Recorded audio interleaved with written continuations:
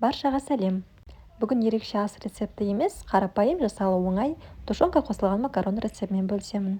Әсіресе студенттік шақта жиі дайындалатын тамақ. Егер холодильниктен ет шығарып үлгермесеңіз, уақытыңыз өте тығыз болса, немесе студент болсаңыз, осы тамақты әзірлесеңіз болады. Қазір жасалу жолын көрсетемін. Кез келген макарон қолдансаңыз болады, вермишель де жақсы. Мен осындай спираль түріндегі макарон қолданамын қазір. Және де 2 пияз аршып алдым. Сарымсақ, чеснок қосатын боламыз. Ең алдымен пиязды тураймыз.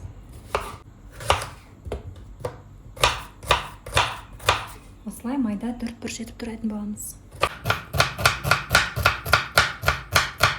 Және де параллельно кастрөлге су құйып қоямыз макаронымызды қайнатылау үшін. Суға 1 қасық тұз саламыз. Сөйтіп газға қойып қоя беріңіз, қайнай берсін. Чеснокты да дәл солай майдалап тура боламыз. Міне дайын. Міне кастрөлдегі суымыз бізде қайнады. Қазір макаронды салып пісіріп алатын боламыз. Және де пияз бен тушенканы қуыру үшін осы табаға қазір май құямыз.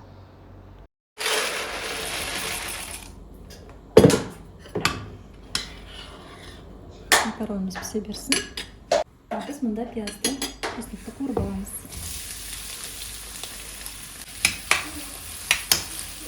Пиязға кішкене тұз қосамыз, және де қара бұрыш қосамыз.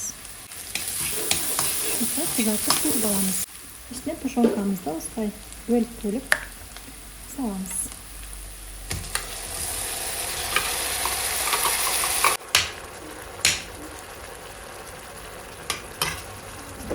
Енді оттың астын жай қойып, табамыздың қақпағын жауып қойып, жай отта пісіреміз.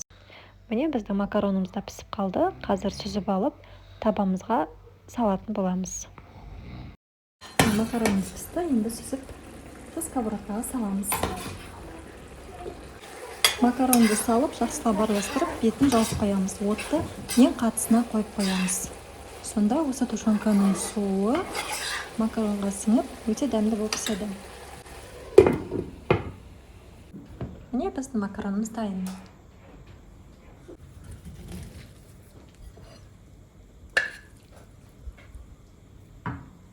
Міне, студенттік кезді еске алып, сіздер де осындай жеңіл тамақ жасап көріңіздер. Үстіне зейін себеміз. Міне өте қарапайым, тез әрі оңай жасалатын тамақ. Алдағы уақытта тағы да сіздермен кешкі ас, түскі ас рецепттермен бөлісетін боламын. Қолдау мақсатында каналыма тіркеліп жақыныңызбен бөлісуді ұмытпаңыз. Келесі кездескенше сау болыңыз.